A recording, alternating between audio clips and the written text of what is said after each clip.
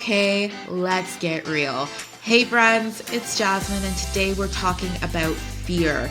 Not the horror movie jump out of your skin kind. I mean the persistent, quiet kind. The kind that sits in your chest while you're brushing your teeth, and while you're scrolling through your phone, and while you're sitting on the couch, but also running a mental to-do list when you're trying to relax. That kind of fear. The kind that whispers, maybe later, maybe not. Are you sure that you know that kind of fear? Okay, I'm going to ask you a question. What's the one thing you keep saying you're going to do once you're ready? What's the one thing you keep telling yourself, once I'm ready, I'm going to get it done. I'm going to do it. I'm going to do it. Leave a relationship, start a new career, post that video, ask for help, take a break, take a vacation without guilt. What is it that you keep telling yourself that once you're ready, you're going to do it? If you're waiting for fear to disappear, newsflash, it's not. It's not going anywhere. Fear will always show up. And honestly, that's okay. Mel Robbins, she's this amazing podcaster, motivational speaker, ex-lawyer.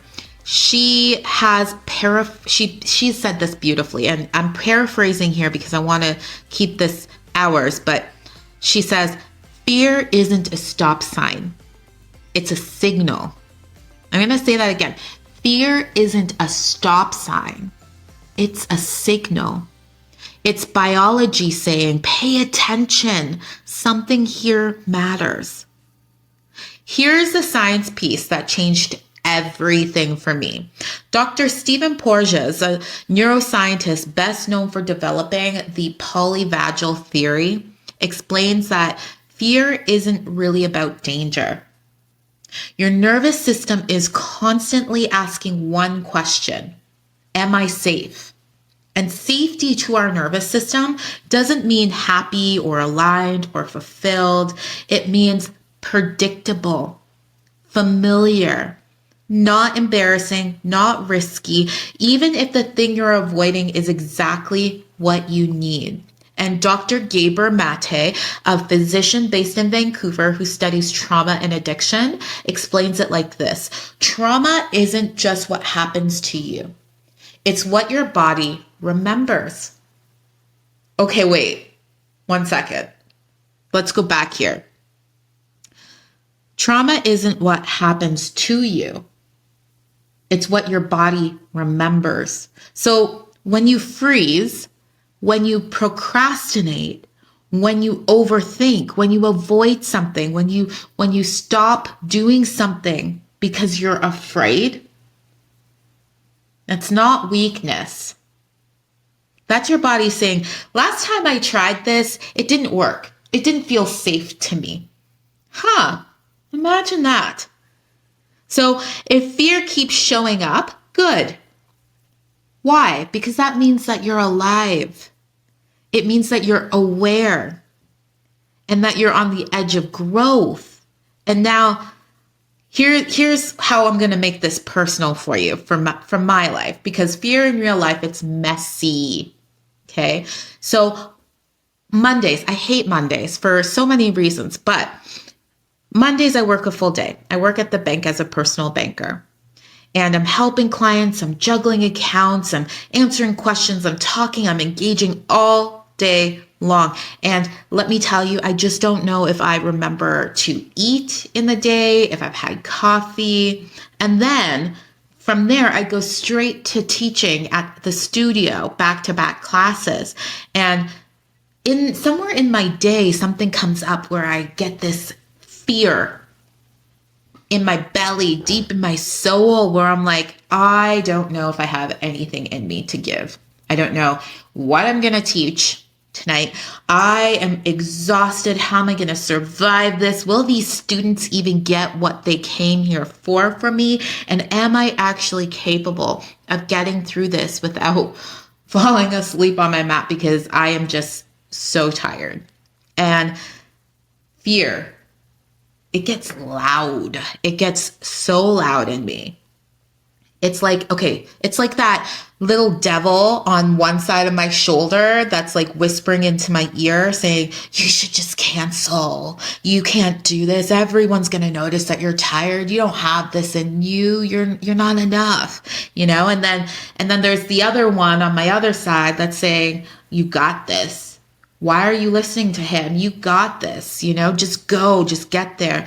And I have to listen to that other side because one, I'm getting paid to be there to teach, right? So I got to go. And two, I know better. So what do? I breathe. I ground myself. Okay. And I remind myself that my body has done hard things before. I've done things like this before, and I've shown up for people before. And somehow we've made it through before. Because going back again to what Dr. Mate says is that trauma is something that we remember in our body, right? So I know that I can do it.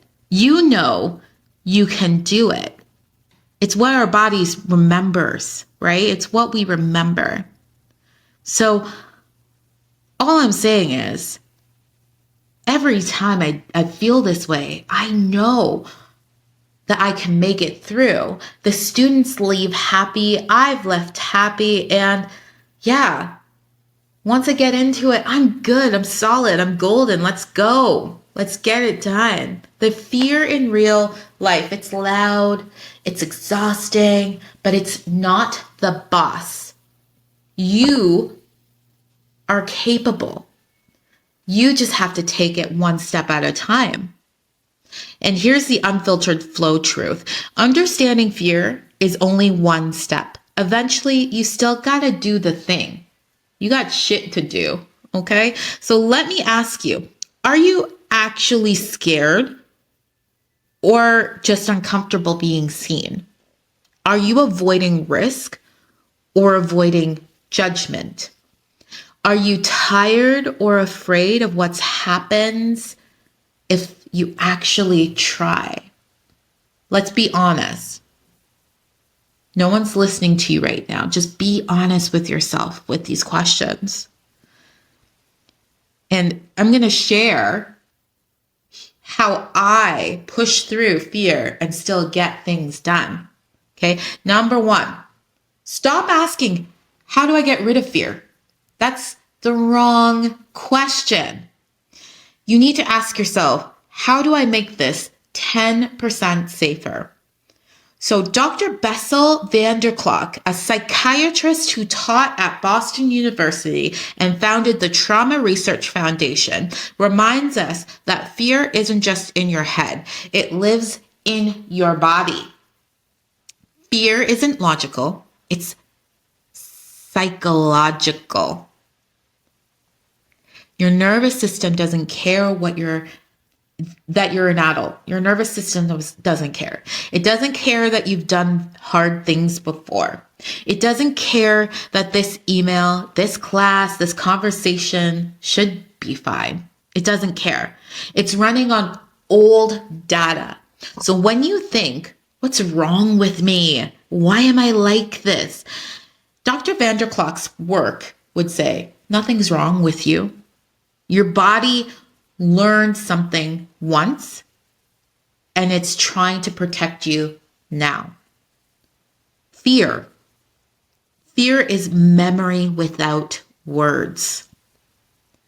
This really hit me as a yoga teacher because how many times have we heard or have told ourselves, just breathe, just relax, just calm down. But if your body is in survival mode, it doesn't hear language. It hears sensation. Wow. Wow. That's why trauma shows up in the breath, the jaw, the shoulders, the gut, the fatigue. You can want to do the thing and still feel frozen. You can love teaching and still feel terrified walking into the studio exhausted. That's not weakness. That's a nervous system doing its job. Healing doesn't come from forcing yourself through fear. It comes from creating safety while you move. Sometimes safety looks like grounding your feet, lowering your expectations, reminding yourself, I don't have to be perfect. I just have to be present. And honestly, that's usually enough.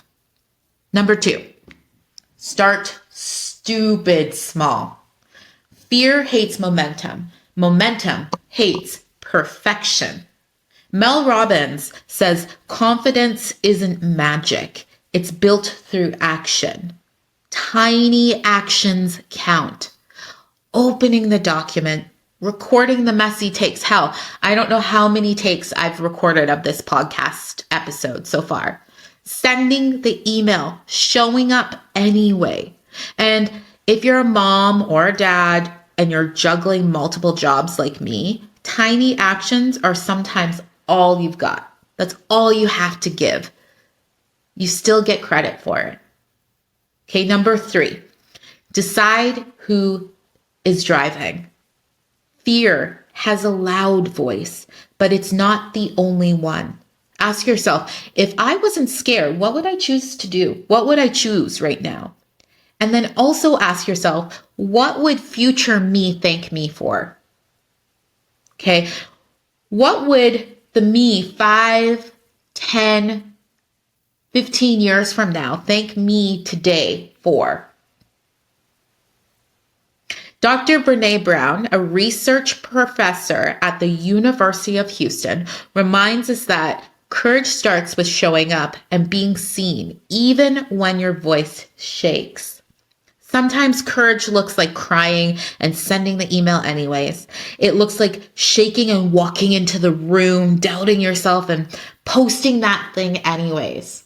I'm not a podcaster. Well, I guess I am now, but I have had a dream to be a content creator, to put things into the world that people like. And my biggest fear is that no one's going to listen to this. No one's going to watch my videos.